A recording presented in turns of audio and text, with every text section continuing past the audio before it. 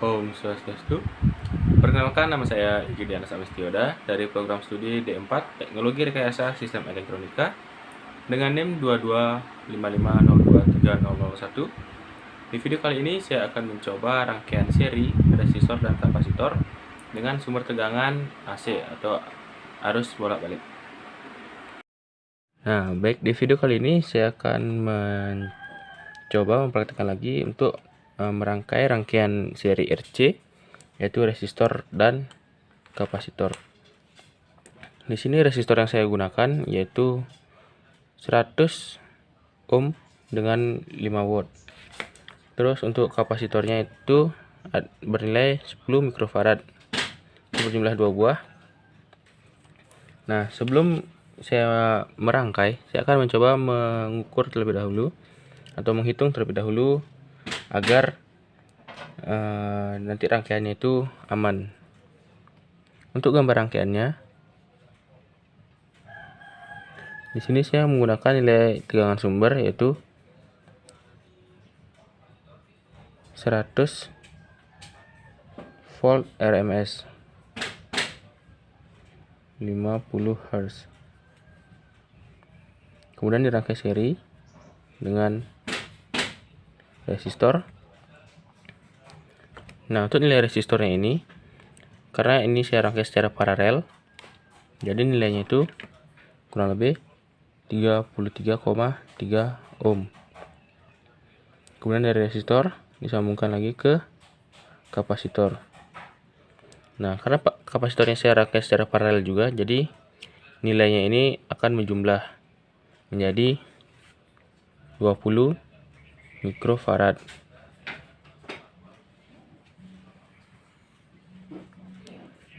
Kurang lebih seperti ini untuk gambar rangkaiannya.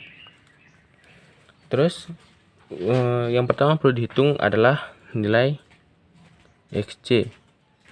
Apa itu Xc? Xc itu adalah nilai dari reaktansi di kapasitor. Dengan rumus 1 dibagi 2 dikali pi dikali dengan F itu adalah frekuensi dari tegangan sumber, kemudian dikali dengan nilai kapasitor, sama dengan 2 dikali dengan 3,14 dikali dengan frekuensi tegangan sumber yaitu 50 Hz, 50 dikali dengan nilai dari kapasitor. Ini nilainya harus menggunakan satuan farad, bukan mikrofarad lagi. Jadi untuk merubah mikrofarad ke farad itu bernilai 0,0002 farad. Itu dibagi dengan 1. Jadi hasilnya itu kurang lebih 1 dibagi dengan 0,00628. Hasilnya akan menjadi 159,23 ohm. Jadi untuk reaktansi ini di kapasitor itu satuannya adalah ohm. Karena di setiap komponen pasti ada nilai reaktansinya atau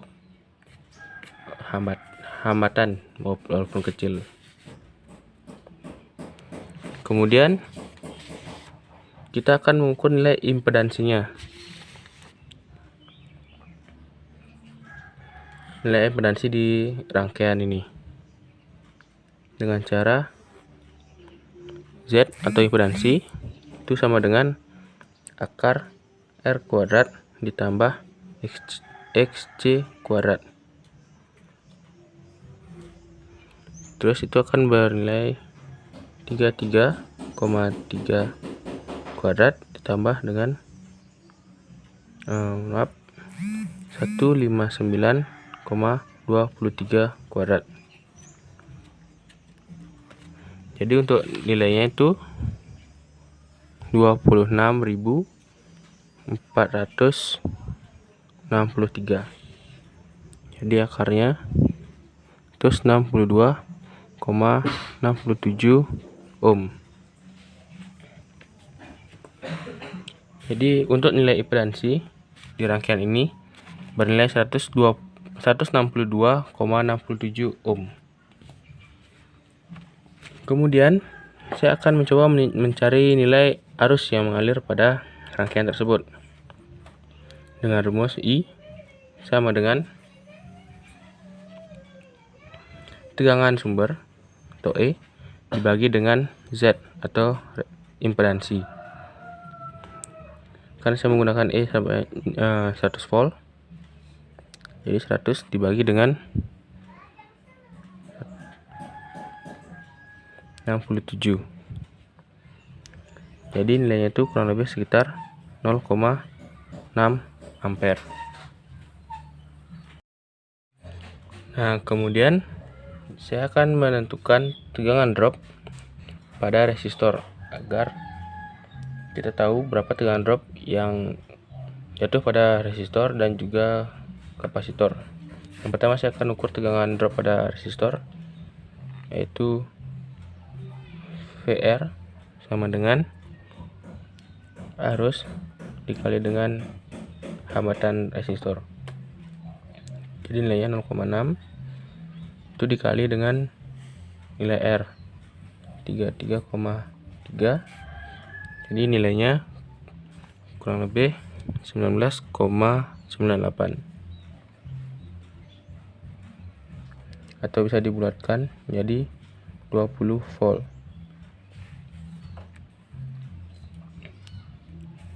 Terus VC atau tegangan drop pada kapasitor itu arus yang mengalir dikali dengan XC atau reaktansi kapasitor, 0,6 dikali dengan nilai reaktansinya yang ini, itu 159,23, itu kurang lebih nilainya 95,5 volt ampere. Ini juga satuannya volt ampere.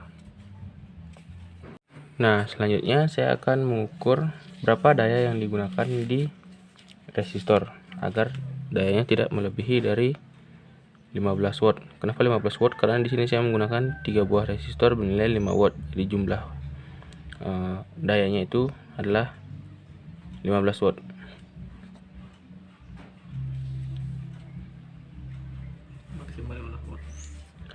Terus untuk menghitungnya yaitu PR atau daya pada resistor itu dihitung dengan cara arus dikali dengan VR atau tegangan drop yang ada pada resistor.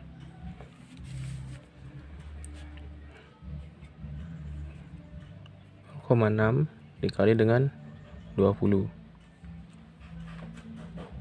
yaitu sekitar 12 watt. Jadi untuk resistor yang maksimal menggunakan daya 15 watt, jadi untuk 12 watt ini masih aman. Nah, baik, di sini saya sudah ada satu buah variak. Di sini saya akan menggunakan variak untuk mengatur tegangan sumber yang akan saya gunakan. Sebelum saya hubungkan ke rangkaian, saya akan mengecek terlebih dahulu berapa nilai keluaran dari variak agar pas 100 volt AC, karena saya dari hasil perhitungan menggunakan 100 volt.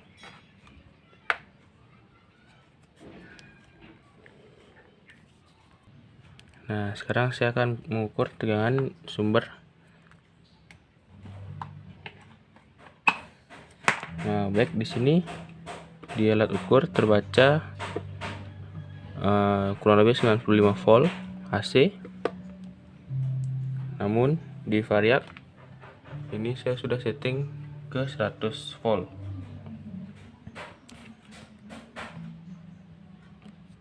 Jadi saya akan paskan lagi sekali agar pas 100 volt AC.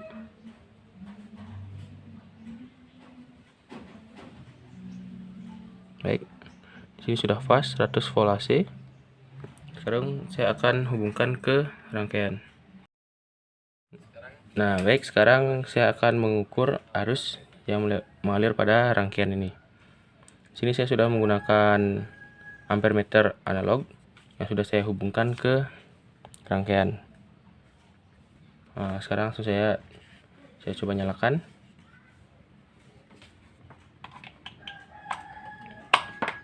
Nah, untuk nilai dari arusnya itu sesuai dengan yang saya perhitungkan, yaitu sekitar 0,8. Di sini terbaca sekitar 0,58 kurang lebih. Sini nilai pengukuran saya 0,6 dengan skala ukur ini 1 ampere. Nah, untuk lebih jelasnya sini saya akan menggunakan tang ampere sebagai pembuktiannya. Nah, terbaca di sini sekitar 0,55. Itu hampir mendekati 0,6 ampere. Jadi untuk perhitungan arusnya saya sudah benar. Nah, baik, selanjutnya di sini saya akan mengukur tegangan drop yang jatuh pada resistor dan juga kapasitor. Di sini saya sudah menyiapkan satu buah alat ukur voltmeter analog. Sekarang langsung saja saya ukur untuk tegangan drop pada masing-masing komponen. Atau yang pertama saya akan ukur di tegangan drop pada kapasitor. Nah, terbaca itu kurang lebih hampir 100 atau sekitar 95 volt. Itu sudah benar dari hasil pengukuran yang sudah saya buat, 95,5 kurang lebih. Nah, selanjutnya di tegangan drop pada resistor. Nah, ini naik sekitar 20 volt. Saya menggunakan batas ukur 150 volt. Jadi sudah sesuai. Untuk tegangan drop pada resistor itu sekitar 20 volt. Nah, selanjutnya di sini saya memiliki sebuah gambar gelombang, dimana nanti untuk gambar gelombang ini adalah gelombang dari tegangan sumber, gelombang dari arus dan juga tegangan drop pada resistor. Kemudian ada gelombang tegangan drop pada kapasitor. Nah, untuk sebelumnya gambar gelombang dari tegangan sumber itu masih kurang lebih sama untuk gelombang dari AC sumber PLN, itu dengan gelombang sinus seperti ini. Namun untuk tegangan puncaknya ini bernilai 141,4 volt AC. Nah, selanjutnya di sini ada tegangan ada gelombang dari arus dan juga tegangan drop pada resistor. Untuk gelombang dari arus dan juga tegangan drop pada resistor itu gambar gelombangnya sama, namun itu memiliki tidak sepase dengan tegangan sumber yang ada di atas ini. Untuk tegangan sumber yang di atas itu dimulai dari 0. Namun untuk arus dan juga tegangan drop pada resistor itu ada perhitungannya. Itu memiliki beda fase dengan derajat tertentu. Nah, untuk menentukan nilai dari beda sudutnya itu,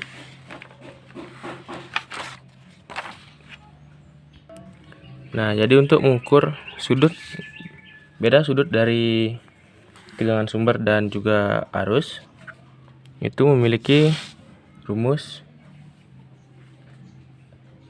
tan XC per R.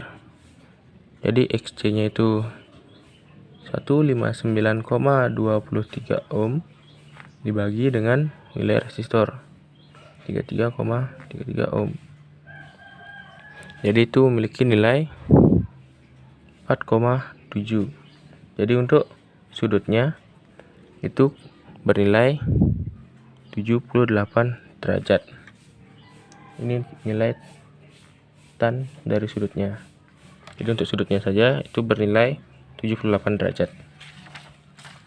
Nah, kemudian untuk gambar gelombangnya ini itu dimulai dari 78 derajat.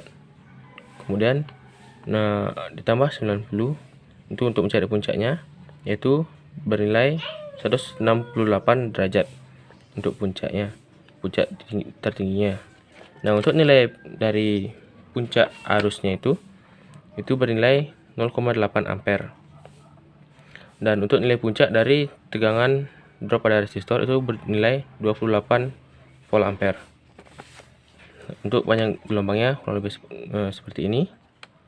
Kemudian untuk puncak di bawahnya itu berada pada sudut 348 derajat untuk di sini. Nah, kemudian untuk nilai pada untuk gambar gelombang pada tegangan drop di kapasitor itu dia mendahului sebanyak 90 derajat. Nah, jadi saat arusnya itu 0, tegangan drop pada kapasitor itu sudah mencapai puncak. Saat arusnya itu 0, tegangan pada elko sudah mencapai puncaknya. Kebalikannya, saat tegangan drop pada kapasitor itu 0, maka arusnya itu akan mencapai titik puncaknya. Begitu juga seterusnya. Itu mengapa nilai arus itu tidak sama dengan atau tidak sepase dengan tegangan drop pada kapasitor. Tegangan drop pada kapasitor itu akan mendahului sebanyak 90 derajat dari nilai arusnya. Kurang lebih seperti itu. Baiklah, kurang lebih seperti itu video dari saya. Mohon maaf jika ada yang salah. Semoga videonya membantu. Saya akhiri dengan Parama Santi. Om Santi Santi.